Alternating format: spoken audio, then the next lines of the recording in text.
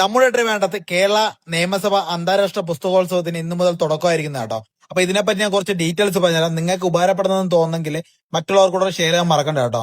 ഈ പുസ്തകോത്സവം കാണാൻ വേണ്ടി പബ്ലിക്കിന് വേണ്ടി അനുവദിച്ചിരിക്കുന്ന സമയം എന്ന് പറയുന്നത് രാവിലെ 10 മണി മുതൽ രാത്രി 10 മണി വരെയാണ് കേട്ടോ.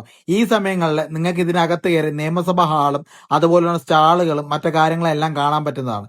അത് ഈ വരുന്ന 13-ാം തീയതി വരെ മാത്രമാണ് കേട്ടോ.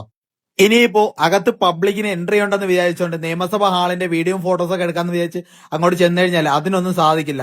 നമുക്ക് ഈ പുറത്തെ വിഷ്വൽസ് മാത്രം കവർ ചെയ്യാനുള്ള അധികാരം മാത്രമേ ഉള്ളൂ കേട്ടോ.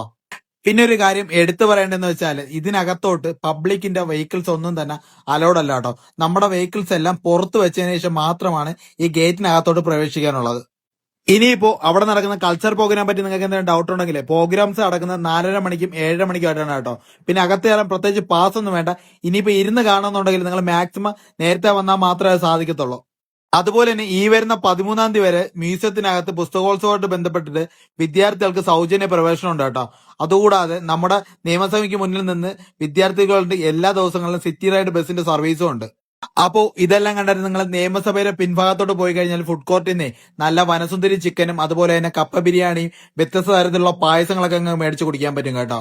അപ്പോ ഈ വീഡിയോ നിങ്ങൾക്ക് ഉപകാരപ്പെട്ടെന്ന് തോന്നുന്നെങ്കിൽ എന്റെ അക്കൗണ്ട് ഒന്ന് ഫോളോ ചെയ്തിട്ട് മറ്റുള്ളവർക്ക് ഷെയർ ചെയ്തൊക്കെ മറക്കല്ല കേട്ടോ.